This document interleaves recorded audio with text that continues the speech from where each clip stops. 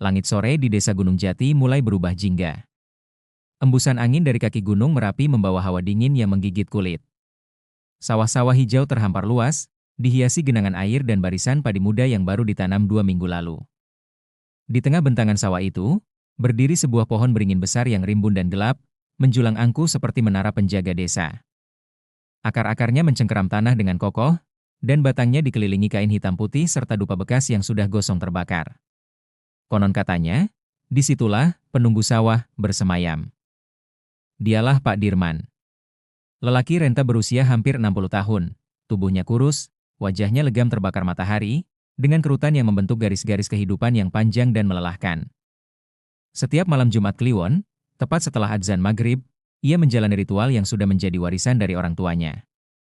Malam itu, seperti malam-malam Kliwon sebelumnya, ia duduk bersila di beranda rumah panggung sederhana berdinding anyaman bambu. Di hadapannya, sebuah nampan besar berisi sesajen, nasi tumpeng kecil, ayam ingkung utuh yang masih hangat, kembang 7 rupa, potongan rokok kretek, segelas kopi pahit, dan dupa yang belum dinyalakan. Istrinya, Bu Ratmi, berdiri di ambang pintu. Tubuhnya ringkih, suaranya lirih namun tegas. "Mas, tadi aku lihat awan di barat gelap banget. Jangan lupa doain supaya hujan deras turun malam ini. Padi kita butuh air." Pak Dirman mengangguk pelan. Ia mengambil dupa dan membungkus sesajen itu dengan kain putih. "Semoga penunggu pohon itu senang malam ini. Jangan sampai kita lupa lagi, Ratmi. Kemarin waktu lupa, 3 petak padi kita kena wereng." Bu Ratmi hanya mengangguk. Ia pun sebenarnya tidak yakin. Tapi sejak kecil diajari bahwa ada kekuatan lain yang harus dihormati agar sawah selamat. Ia hanya tahu, hidup itu berat, dan sesajen sudah jadi semacam asuransi spiritual bagi keluarganya. Langkah Pak Dirman menyusuri pematang sawah malam itu terasa lambat. Ia membawa sesajen dengan hati-hati, ditemani bunyi jengkerik dan desau angin. Cahaya bulan separuh menyinari jalannya, samar-samar. Di kejauhan, pohon beringin itu terlihat seperti siluet raksasa. Sesampainya di bawah pohon, Pak Dirman meletakkan nampan sesajen di sebuah batu besar yang sudah dijadikan altar oleh warga desa sejak dulu. Ia duduk bersila, lalu mulai membakar dupa, membiarkannya mengepul ke atas, seperti menyampaikan pesan ke dunia lain. "Duh, yang menjaga tempat ini, kami mohon perlindungan dan rezeki. Jangan biarkan padi kami mati, jangan biarkan anak kami sakit, jangan biarkan sawah kami hancur." Ia menunduk dalam-dalam, seperti sujud. Di sekelilingnya, suara angin terdengar menderu. Tapi tidak ada yang menjawab. Tak ada suara. Tak ada balasan. Hanya keheningan. Namun, bagi Pak Dirman, ini adalah bentuk ibadah yang ia yakini selama puluhan tahun. Ia merasa tenang setelah memberi sesajen. Ia merasa sudah menunaikan kewajibannya sebagai manusia yang berterima kasih kepada kekuatan alam. Sepulang dari pohon, ia disambut Bu Ratmi yang menyeduhkan wedang jahe. "Mas, aku tadi dengar dari tetangga, katanya ada ustaz muda baru pindah ke rumah tua dekat musola." Gumam Pak Dirman. "Jangan sampai dia ngajarin warga buat ninggalin adat desa. Bisa-bisa sawah ini nggak ada yang jaga lagi." Bu Ratmi tak menjawab. Matanya menatap sesajen sisa tadi yang kini sudah diletakkan di pojok dapur. Ayamnya belum disentuh. Nasinya mulai mengeras.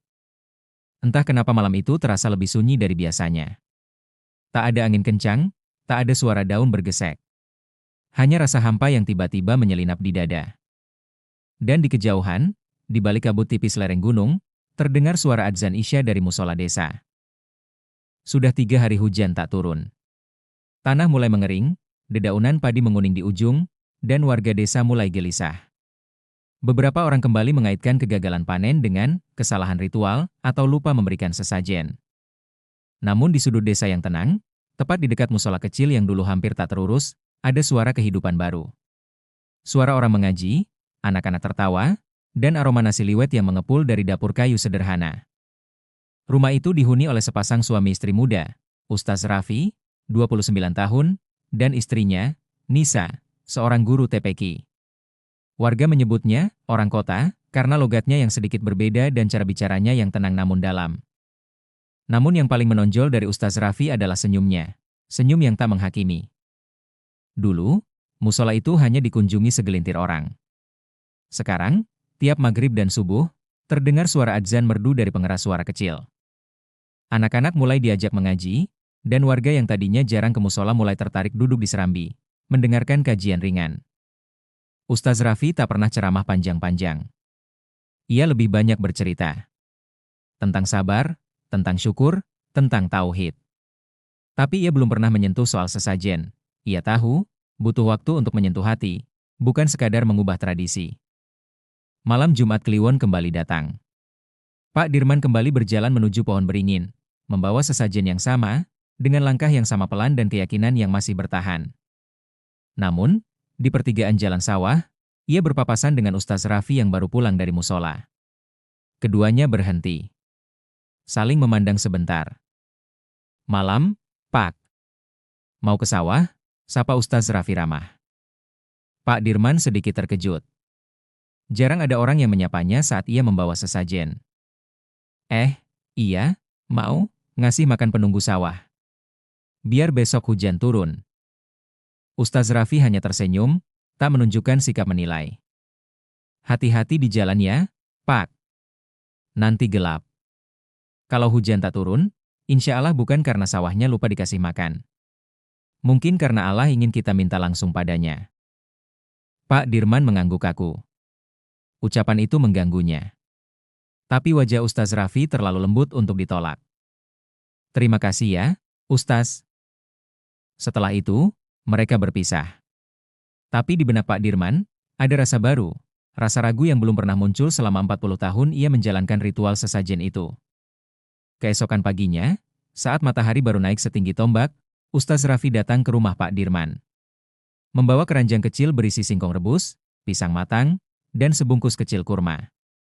"Maaf, Pak. Saya cuma pengen silaturahmi. Gak bawa apa-apa, cuma bawa sedikit buah tangan." Pak Dirman agak kaku. Tapi Bu Ratmi mempersilakan masuk dengan hangat. Mereka duduk di lantai anyaman bambu. Ustaz Raffi memulai dengan obrolan ringan, tentang panen, tentang anak-anak muda di desa, tentang pentingnya kebersamaan. Lalu tiba-tiba, dengan suara yang tenang, ia membuka topik yang lebih dalam. "Pak, saya boleh tanya nggak? Apa Bapak yakin, kalau nggak kasih sesajen, sawah Bapak bisa rusak?" Pak Dirman terdiam. Tangannya meremas-remas ujung sarungnya.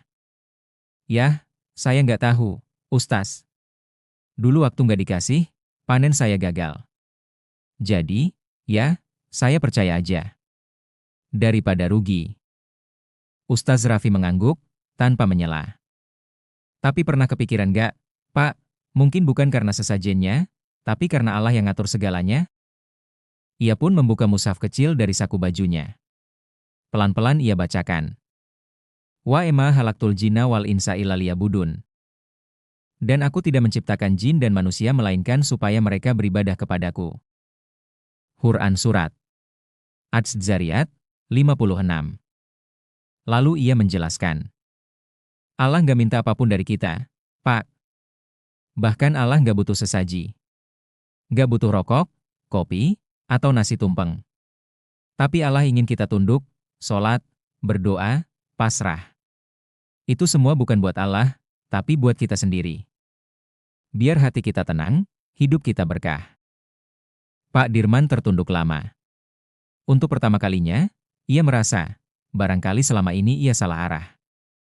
Sore itu, langit kembali mendung. Tapi kali ini, Pak Dirman tak pergi ke pohon beringin. Ia hanya duduk di beranda rumah, melihat sawah yang mulai mengering, lalu memejamkan mata. Dalam hati, ia menggumamkan doa yang asing baginya. "Ya Allah, kalau Engkau benar-benar mendengar, aku mau belajar berserah." Dan di kejauhan, dari arah musola, suara adzan asyar berkumandang. Kali ini, untuk pertama kalinya, Pak Dirman tidak menutup pintu, tapi menatap ke arah sumber suara itu. Malam kembali datang di desa Gunung Jati. Bintang-bintang menggantung malu-malu di langit yang pekat. Dari kejauhan, kabut tipis turun pelan dari lereng Merapi. Biasanya, malam Jumat Kliwon seperti ini membuat Pak Dirman bersiap dengan sesajen. Tapi malam itu berbeda. Ia duduk diam di beranda. Di depannya, Tidak ada nampan. Tidak ada tumpeng. Tidak ada dupa. Hanya secangkir kopi hangat dan tubuh ringkih yang terlihat lebih berat dari biasanya. Mas, jadi malam ini nggak keberingin? Tanya Bu Ratmi dengan suara ragu. Pak Dirman diam sejenak. Lalu mengangguk pelan. Aku mau coba sesuatu yang beda, Mi. Bukan sesajen. Tapi, sholat. Bu Ratmi menatap suaminya dengan mata terbelalak. Ia tak tahu apa yang terjadi, tapi ada sesuatu di wajah Pak Dirman malam itu. Bukan ketakutan, tapi ketenangan yang tak biasa. Malam itu, Pak Dirman mengambil wudhu. Air sumur terasa dingin, menusuk tulang. Tangannya gemetar saat membasuh wajahnya. Sudah puluhan tahun tubuhnya tidak pernah bersujud di atas sajadah. Ia mengikuti gerakan Ustaz Raffi yang sedang mengimami sholat Isya di musola. Langkahnya perlahan masuk ke dalam. Jamaah menoleh kaget, warga yang dikenal sebagai penjaga adat sesajen kini berdiri di saf paling belakang, dengan wajah yang penuh gugup dan pasrah. Saat takbir dikumandangkan, dan dahi Pak Dirman menyentuh sajadah untuk pertama kalinya dalam puluhan tahun, air mata jatuh begitu saja. Ya Allah, kalau Engkau memang Tuhan yang sebenarnya, tunjukkan padaku. Aku ini bodoh. Tapi aku ingin mengerti. Keesokan paginya, selepas subuh, Pak Dirman datang sendiri ke rumah Ustaz Raffi. Ia membawa sekantong kecil ketela hasil kebun. Ustaz, saya nggak datang buat minta doa. Saya datang buat belajar. Saya ingin tahu, kenapa Allah menciptakan saya? Ustaz Raffi tersenyum. Ia mengajak Pak Dirman duduk di serambi musola, lalu membuka kembali mushaf kecilnya. Suaranya pelan, namun terasa seperti air yang menyiram jiwa. Wa ema halaktul jinna wal insa illa liya'budun. Dan aku tidak menciptakan jin dan manusia melainkan supaya mereka beribadah kepadaku. Quran Surat Az-Zariyat 56. Pak, Allah ciptakan kita bukan untuk memberinya apa-apa. Kita ibadah, bukan karena Allah butuh. Tapi karena kitalah yang butuh Allah. Sholat, zikir, sujud, itu bukan karena Allah minta sesuatu. Tapi supaya hati kita bersih, supaya hidup kita punya arah. Pak Dirman menatap langit. Matanya basah. Kata-kata itu sederhana, tapi terasa menghujam dada.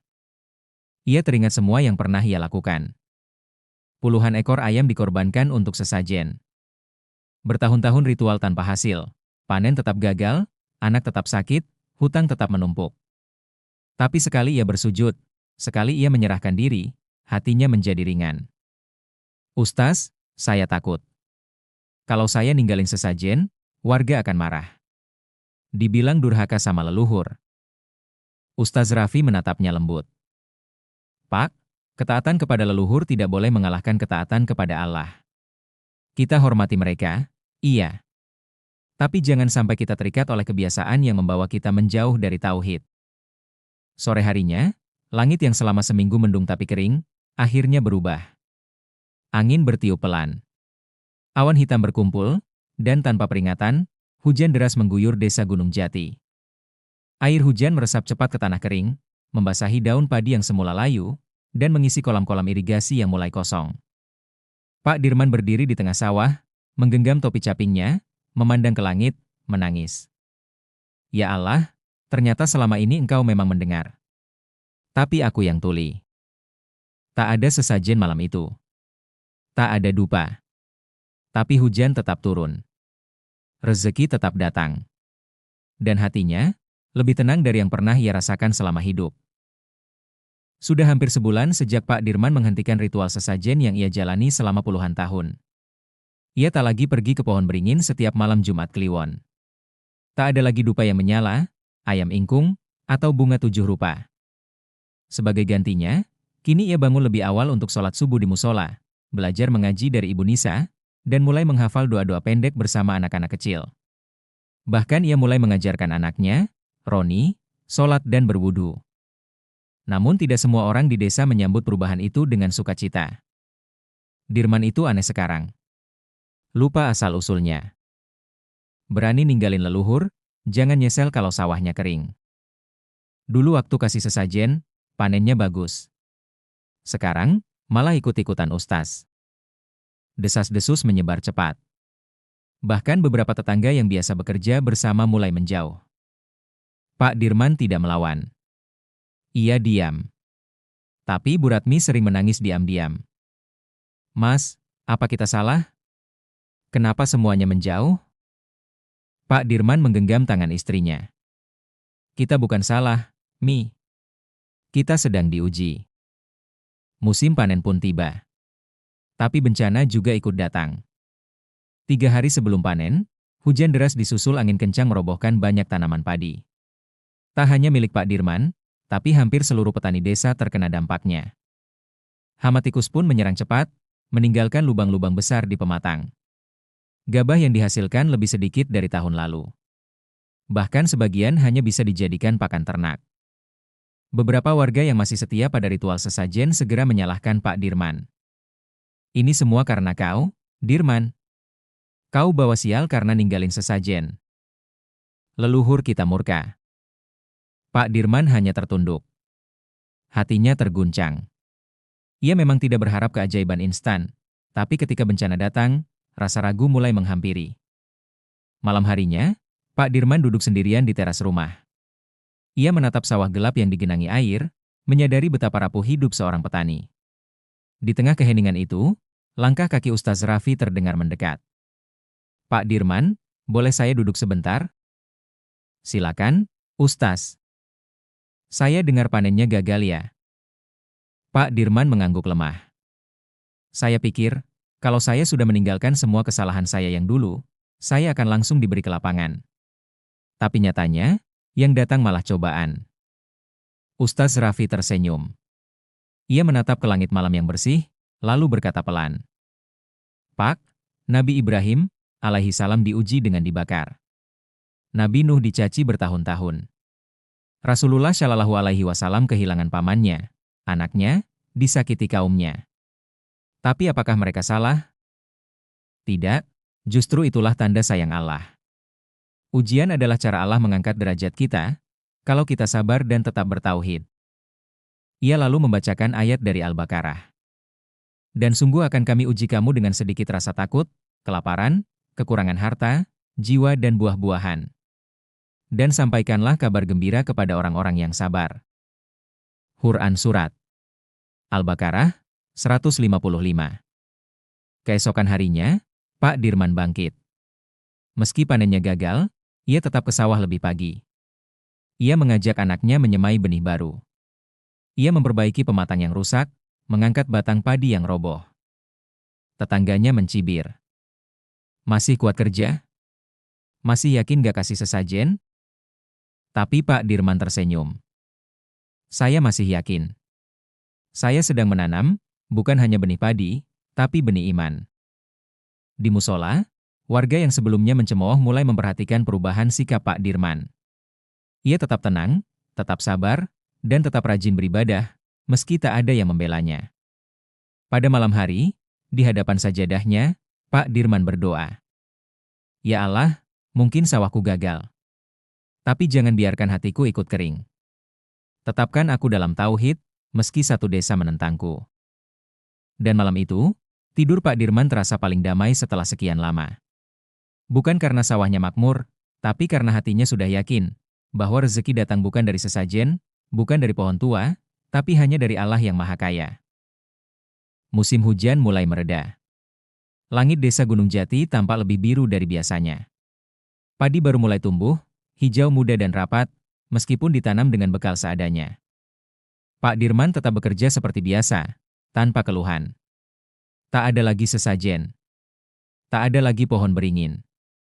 Tapi yang hadir setiap hari kini adalah ketenangan, bukan dari luar, tapi dari dalam dadanya.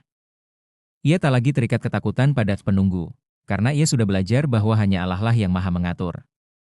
Bu Ratmi kini rajin mengenakan mukena. Ia mulai belajar membaca Al-Quran dari Ibu Nisa setiap sore. Anak mereka, Roni, yang dulunya pemalu, kini mulai berani adzan di musola dan membantu membersihkan halaman bersama Ustaz Raffi. Rumah panggung bambu itu memang masih sederhana, tapi terasa seperti surga kecil. Bukan karena isi rumahnya berubah, tapi karena isi hatinya berubah. Dulu rumah ini penuh ketakutan. Sekarang, Penuh doa, ucap Bu Ratmi sambil tersenyum saat menyajikan teh hangat kepada suaminya. Pak Dirman menatap istrinya. Dalam hatinya, ia bersyukur.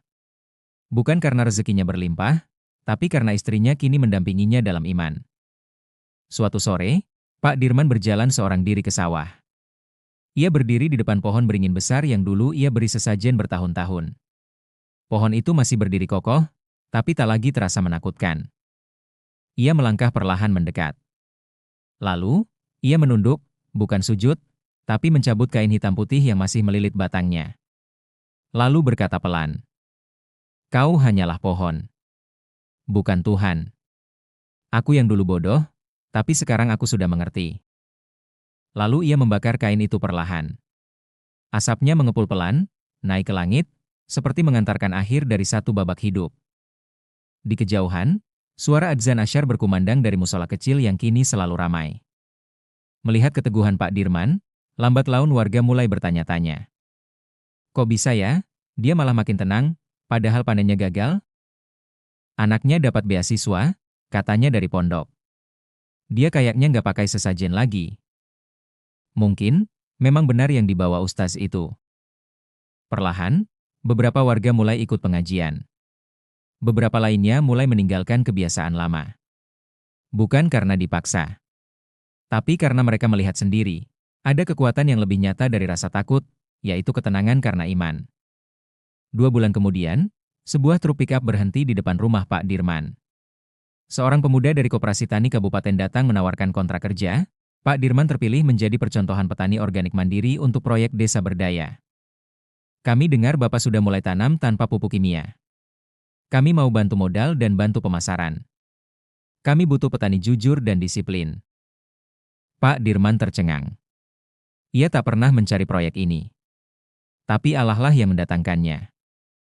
Ini bukan hasil kerja saya, ucapnya kepada Ustaz Raffi saat mereka duduk bersama di musola malam harinya. Ini hadiah karena saya, akhirnya menyerahkan diri hanya pada Allah. Kita sering merasa takut ketika meninggalkan kebiasaan lama. Kita takut rezeki hilang, takut dihina, takut dijauhi. Tapi saat kita memilih untuk taat pada Allah, meninggalkan kesirikan dan ketergantungan pada selainnya, justru disitulah Allah bukakan jalan. Karena Allah tidak butuh apapun dari kita. Bukan sesajen, bukan dupa, bukan persembahan. Tapi Allah ingin kita tunduk, merendah, dan berserah. Seperti dalam firman-Nya. Dan tidaklah aku menciptakan jin dan manusia melainkan untuk beribadah kepadaku. Quran Surat Az-Zariyat, 56.